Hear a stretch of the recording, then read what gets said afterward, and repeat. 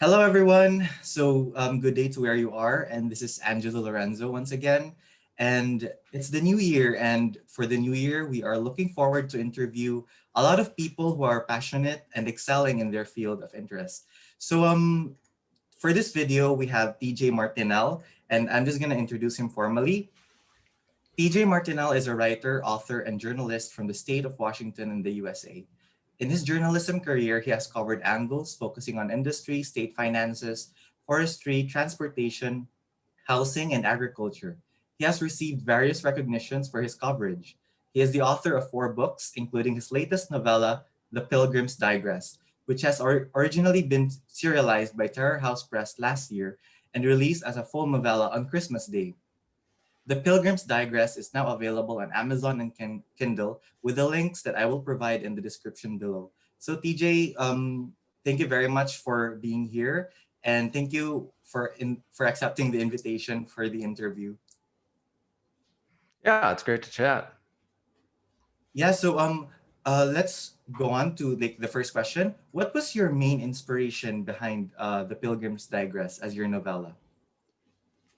Yeah, I just watched Cowboy Bebop, which is this Japanese anime series from the late 90s, and loved it. So if people haven't seen it, I would definitely recommend that you look it up somewhere online or order the DVDs for it. And so being a writer, I was like, I wanted to write a story about bounty hunters, and I obviously can't do it in space because it's just going to be like Cowboy Bebop or Firefly. And I didn't want to do it in prior times, which would have a Western vibe. And incidentally, I wrote this novel before The Mandalorian premiered. And Oh, so I'm that's glad great. I didn't do it in the, yeah, I'm glad I didn't do it and set it in a Western setting because they're probably, but because of the way that the book was published just now, as the second season of that show is coming to an end, it would have just had this appearance of copying or mimicking it.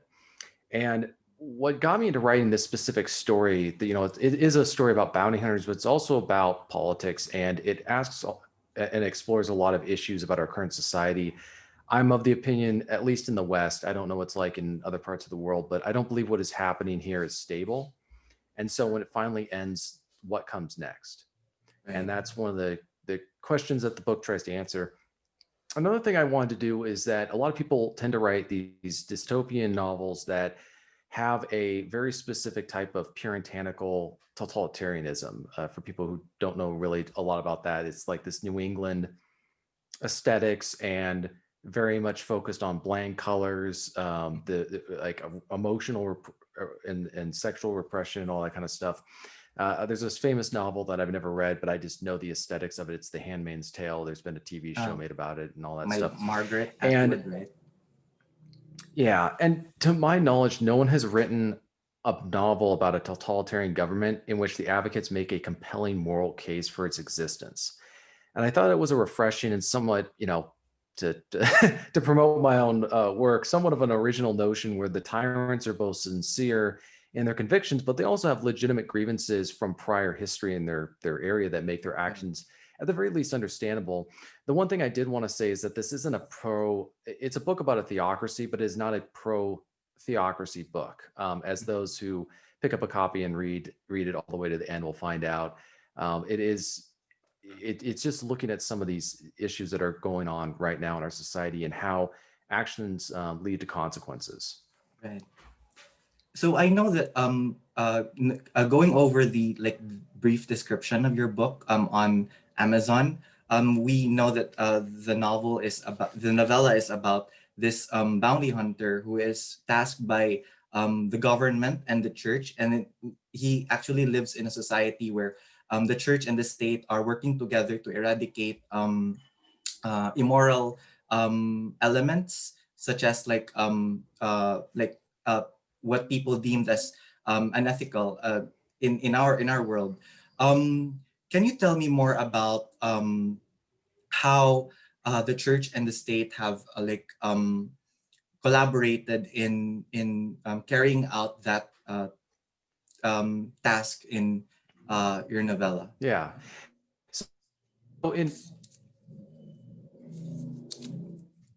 in in my book, there's this kind of New England-ish type region where there's a bunch of counties that have their own independent governments, and one of them is essentially the church is the government. It runs Mhm. the county, and what they do is they rely on bounty hunters, which are, referred to or nicknamed Puritans, and they go around enforcing the common decency laws that they have, and they range from women wearing headscarves in public to people not working on the Sabbath, and then it also deals with some more morally disturbing stuff that unfortunately is going on right now, and ethical issues around that type of stuff.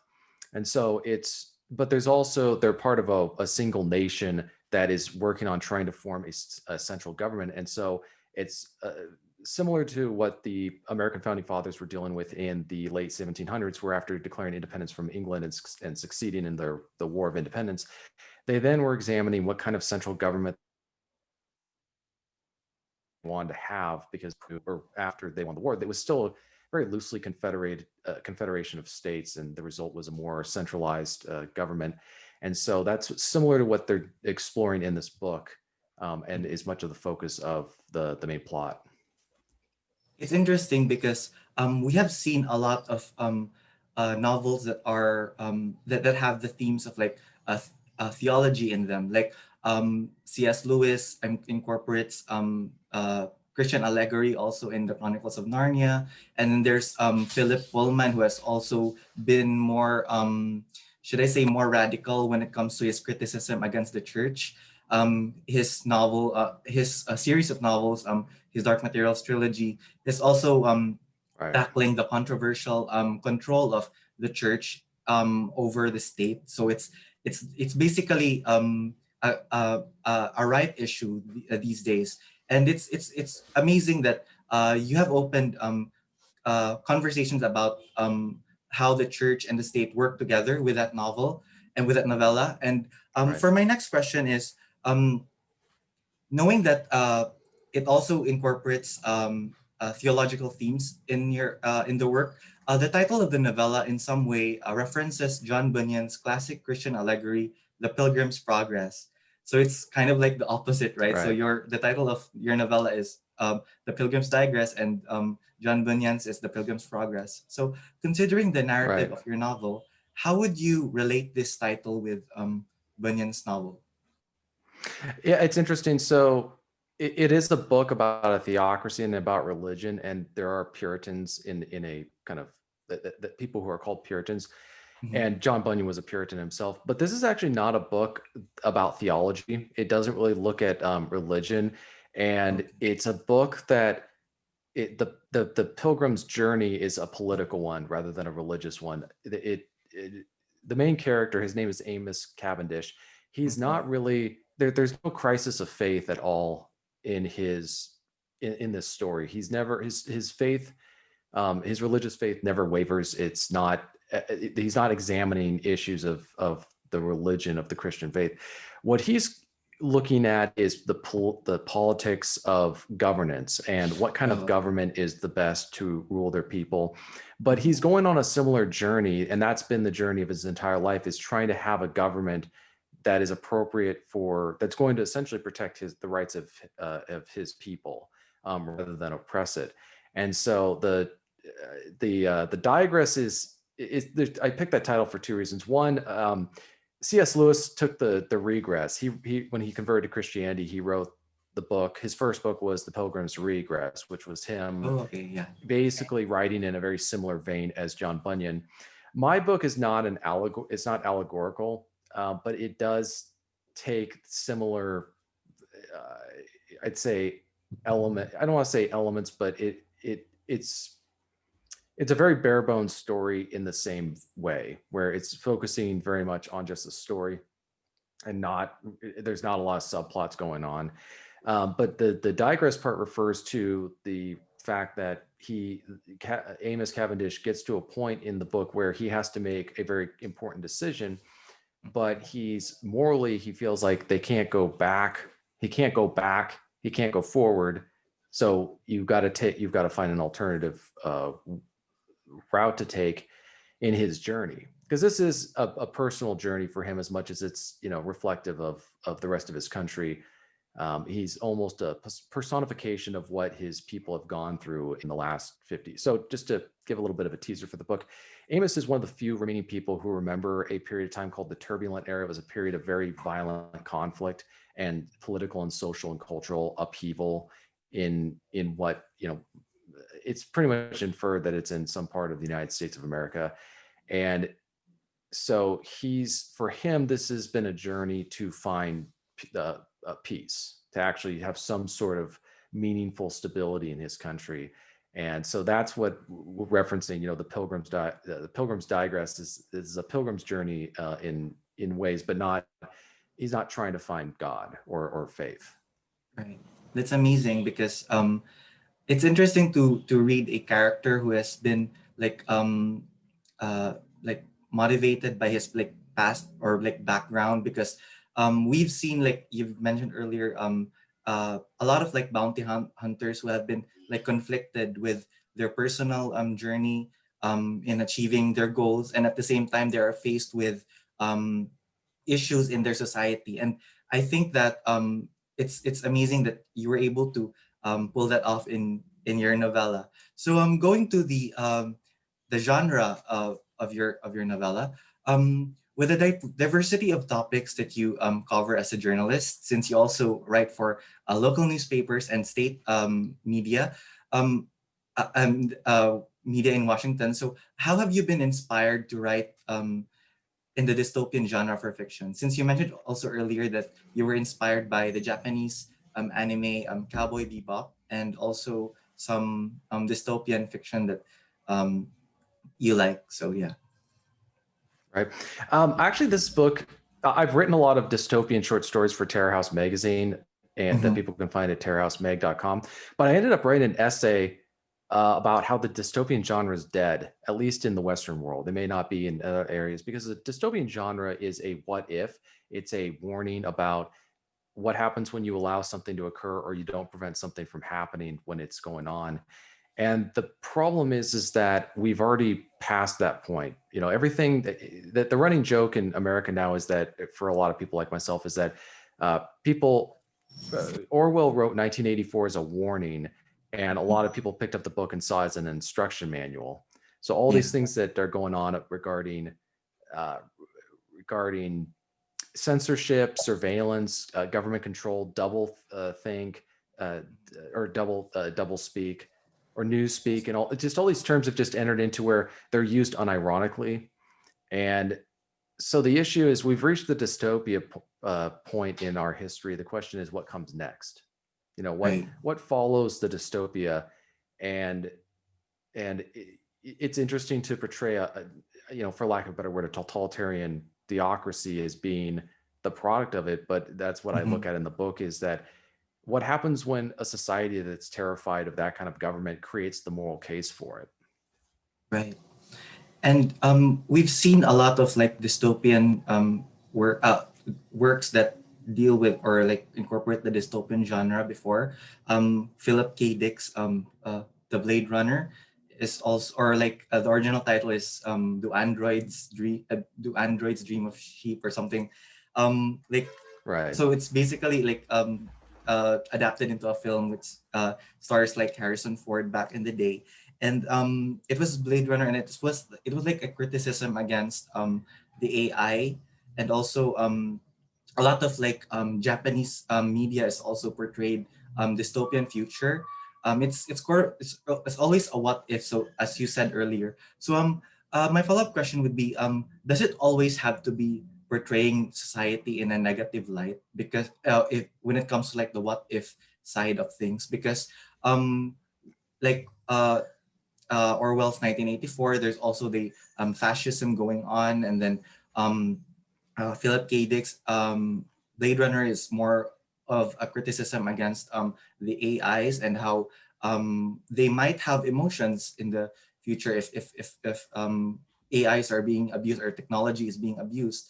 And uh, there are like other dystopian novels also that deal with it. So does it always have to like portray society in a you know, in a hopeless situation. Yeah, I think that writing kind of future, so the heart of a story is conflict. There has to be a problem that Right. needs to be solved, and so it's much easier to write a dystopian novel or one that's looking at problems in a in a in life, because if you write from a sort of a utopian perspective, or where things get better, Mhm. there's not much to talk about. It's more of like you're taking a tour of the future rather than looking at an issue to solve. Because then the question is, I think the way to write it though, I mean, it's a good question. It's a good question about why people don't write more optimistic stories on that kind of stuff.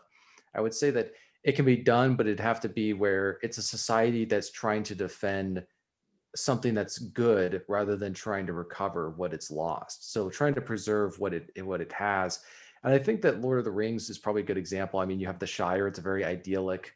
It was Tolkien's, ideal world, very agrarian and agricultural based, and not based on industry, which Tolkien really didn't like. So they're saving the Shire. They're saving something that's already good and doesn't need to be uh, made better. So I guess that is a way to do that and to set it in the future. I guess the question is then, what kind of genre would that be? It'd probably be a science fiction. Um, I like also Starship Troopers was I mean, it was a political treatise disguised thinly as a science fiction novel, but it Right. he's portraying a world, at least in his mind, that is a prototype or a template for how to run a country, or at least addresses, like my book does, some questions about politics. And so, Mhm. and issues that were going on in his time period. I mean, he's writing in like the late 50s or the 60s, and it became even more relevant with all the stuff that went on in my country in the decades that followed. So it is possible, and that might actually inspire me to write something in the future at some point that's a Mhm. little bit uplifting. Because the Pilgrim's Digress, I enjoyed the book. I enjoyed writing it, and I'm glad to see it published. It's though it is it's not a like horribly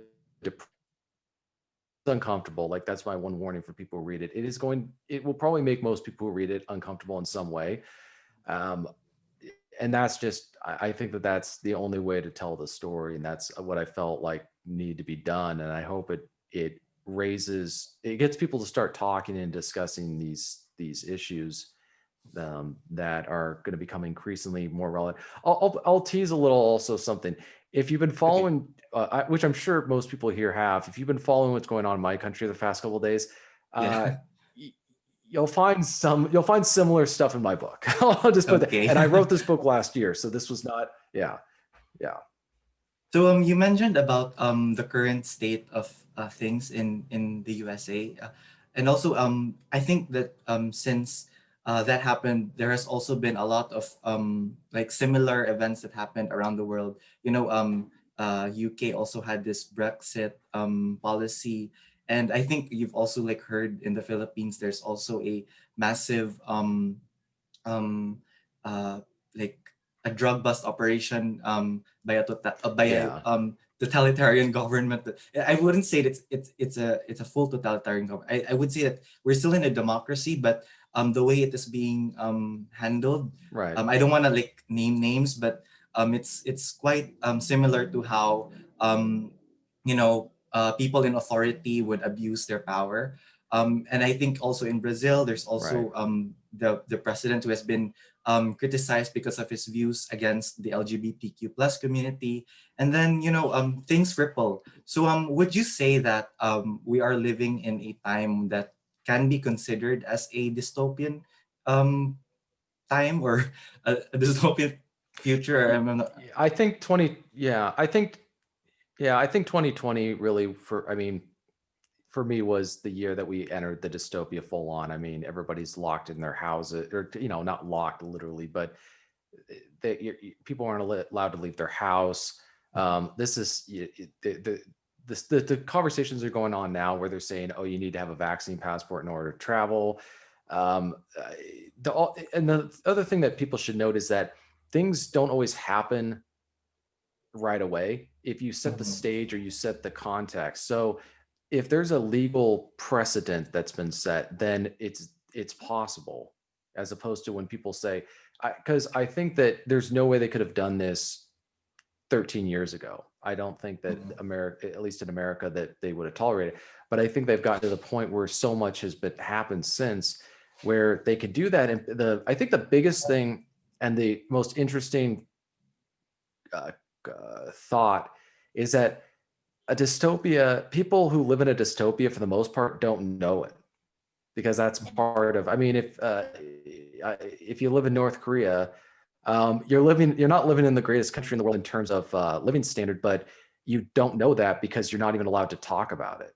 And I think that that's the only way for a dystopia to work. And that's one of the things that Orwell talks about in his books, like in 1984. The way that you keep people unaware of their own captivity is by controlling their thoughts. And one of the ways you control their thoughts is the words that they can use. This is why freedom of expression and freedom of speech is so important.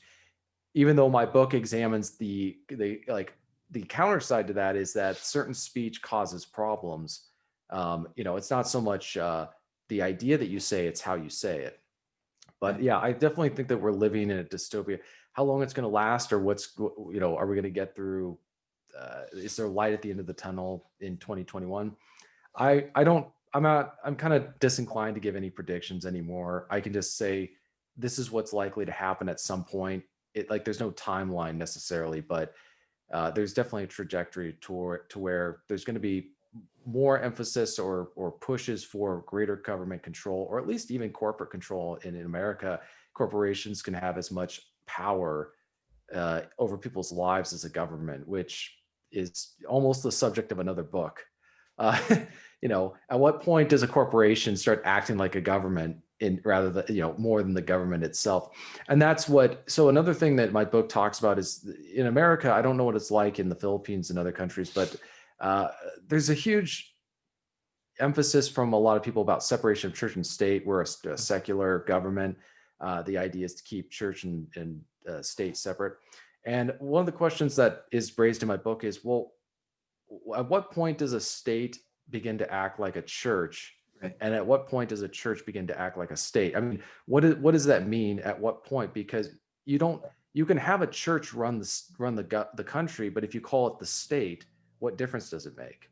Right. They say, well, what about being a member of a church? Well, in countries, you can live there but not be a citizen. And if you're not a citizen, you're not illegally supposed to be voting. And so that's one of the discussions that occurs in the book, is when people are having back and forth about the difference between a theocracy and maybe like a constitutional republic, is people are giving all these different comparisons. Well, saying, well, in this, we don't have this, or we allow people to do this, and somebody's counter would be, no, you control what they do, you just use different words to control them. you know Right. within a theocracy, you call people heretics when you want to persecute them.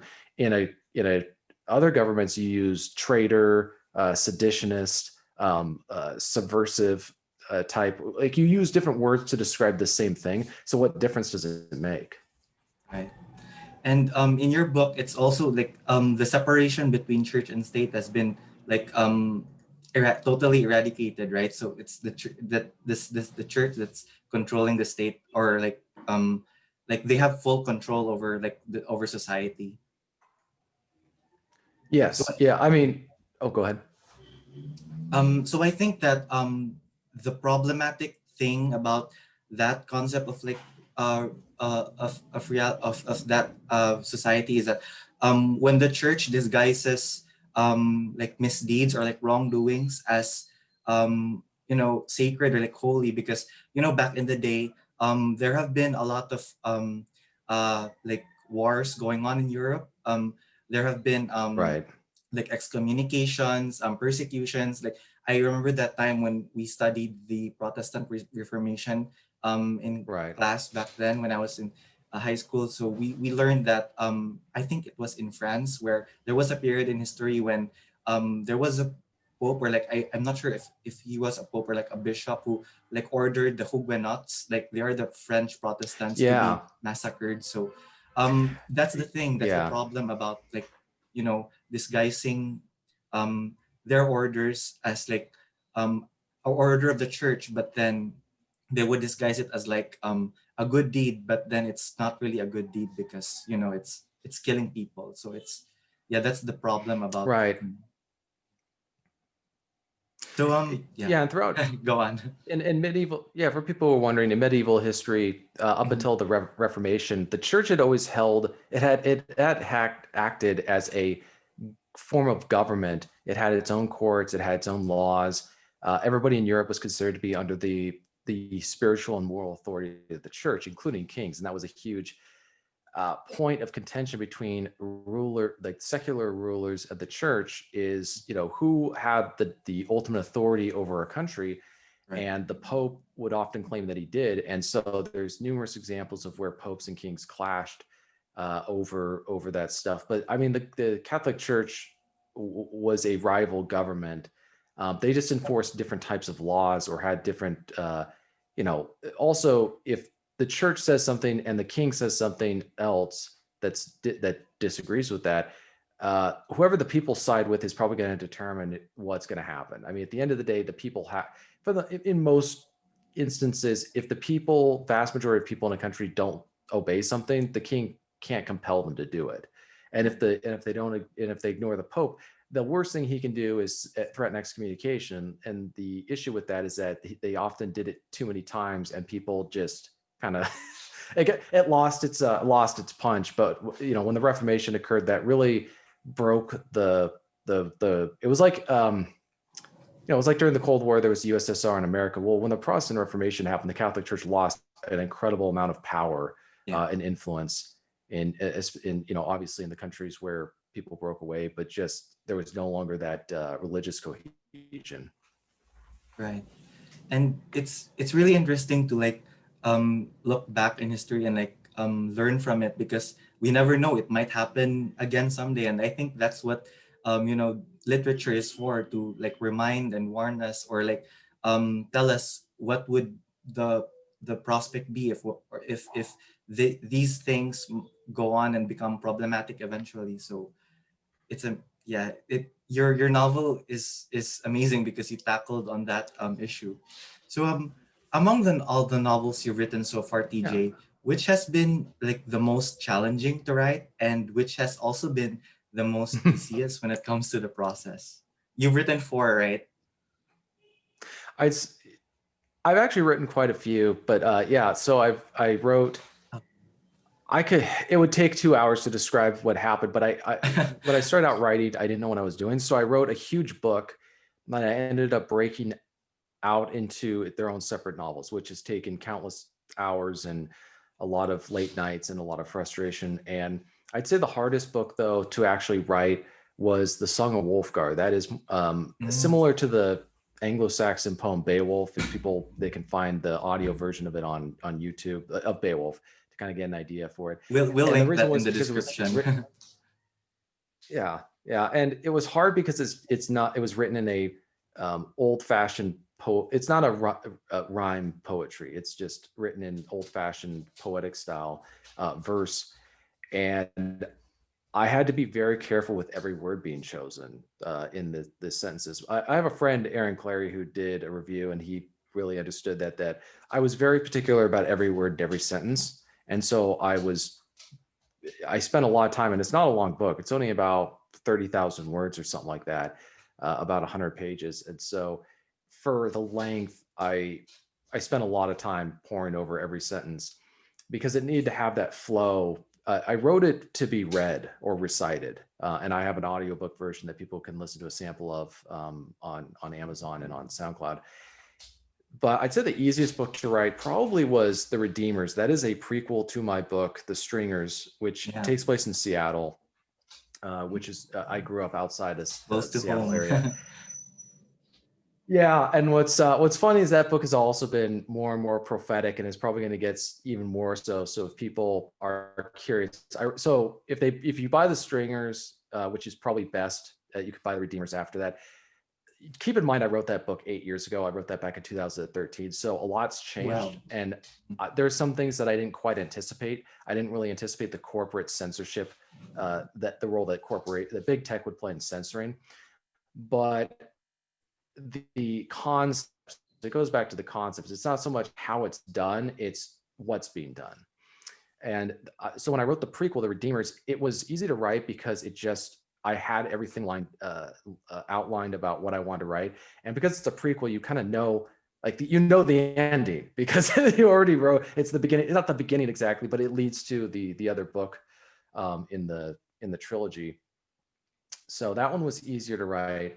Other ones were harder, but they were harder for a different reason. They were harder because I was taking books that I wrote 10 years ago, 12 years ago, when I was a much more I was an amateur. I didn't really understand the rules of writing. I didn't know how to write, and I also lacked life experience. It would be one of the advice I would give for young aspiring writers is your writing style will improve not just with practice, but also with life experience because you just learn stuff that shows up in your writing. You can read, if a guy's been in combat, he knows, and he's writing about his combat experience, he's going to write about it very differently than somebody who's writing about combat but has never been in a battle, because there's just certain feelings, emotions, or tempo or pace of the style that the guy who's been there and seen it and done it will know about, that you can't just, unless you've got an imagination that surpasses my understanding or my capacity, you're just not going to be able to fully capture that. Right.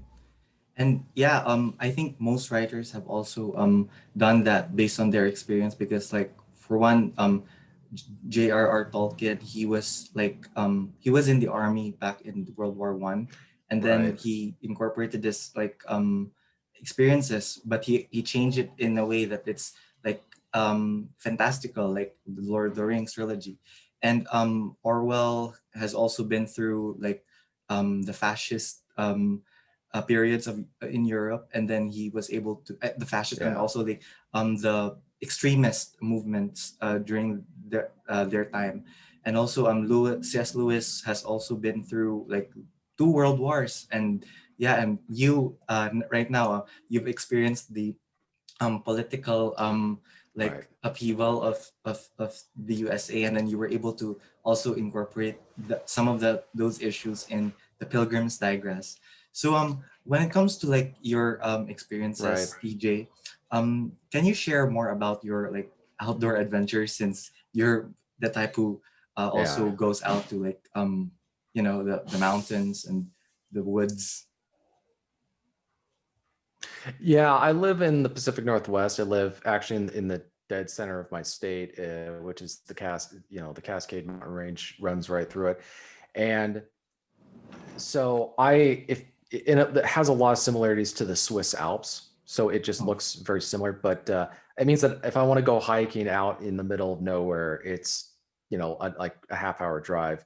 And I really got into hiking, I think a couple of years after college, and just started going everywhere. And then I've always been into photography since high school. So I take photos and post those online or share them on my social media.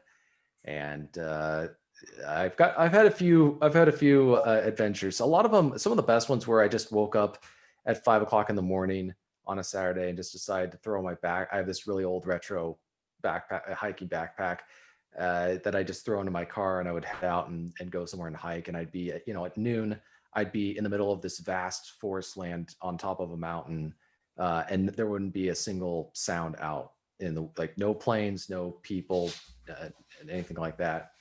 But it's also just a very beautiful area. So for me, not to be into hiking would be almost a crime. I would be very suspicious if somebody came to my area and says, "I'm not really into mountains." I'm like, yeah, well, Kansas is that way. You can always go to the plains of the Midwest or something like that. But yeah, people, if they go to my Twitter account, TJ, or is it twitter.com/TJ Martinell 1, they can see some of the photos that I post up there. yeah, And trying to think of, oh, go ahead. That's amazing because it really helps with the inspiration, right? Whenever you like need to write something Yeah, about definitely. scenery and the places that you have to put in your work. So it's great. Like, Yeah, actually, I forgot to mention this. So the Song of Wolfgar is set in an actual location called the Enchantments. I hiked up, for people who know Norse mythology. So there mm-hmm, is Asgard Pass. That's how you enter yeah, the enchantments, and then it has Dragon Tail Peak. And I was mm-hmm, sitting on top of this mountain, and thought of one, this is where they could have set a Lord of the Rings film and not have to do any kind of modification of the scenery. Like it is perfect right out of one of those scenes from Fellowship of the Ring. And then I Wow. always was fascinated with the Norse mythology names that they Mhm. used, like Asgard Pass, and you had like Dragontail Peak, and there was all these different names that were very either Germanic or Arthurian, like King Arthur Mhm. type stuff. And I thought, man, this would be a great place for like some sort of a legend. And I used to listen to Beowulf when I'd be driving in my car heading over through the mountains to go hiking. And I thought, I'll set a story in the enchantments, and the story will provide an origin for a lot of the names. And not to give too much away from the story, but what if Dragontail Peak is the remains of a dragon that used to be Yeah. there? And that's why it's called, like, that's why they call it Dragontail Peak, is because that used to be the actual tail of a dragon. Why did they name it Asgard Pass? Like, answering all this stuff, I know people in real life came up with these names for a reason, but I wanted to give it more of a mythology. I wanted to make it sound cooler, Yeah. or more exciting. But yeah, definitely when I'm hiking in those areas, it just some of the time the scenery looks like something right out of like a fantasy novel. There'd be like the mist that'd be over the mountains, and then it would like dissipate, and it just looked very foreboding and mysterious. Or you'd have these very beautiful mountain peaks that it looks like something out of a painting, the way that it's like got that bluish color, or because of the way that the sun's reflecting off the snow and then the shadows and all that kind of stuff. So yeah, it's great. And it's also just being with everything locked down, it's a one place I can go out and actually get some exercise. At least you have that escape, and then you have Yeah, to definitely. yeah. It's a very beautiful like scenery, so it's really good for like a place to go whenever like you feel down because of what's happening these days. So yeah. Yeah, yeah. So thank you very much, TJ, for the interview, and I wish you all the best for your novel and for your future works. And congratulations, by the way, for four novels being published, and also for your works and recognition as a journalist. Also, Yeah, thanks for having me on, Angelo. thank you so much, TJ. And so that's it, guys. TJ Martinell. I will put all his works and all his the links to his novels in the description below. So thank you very much, TJ, and keep safe.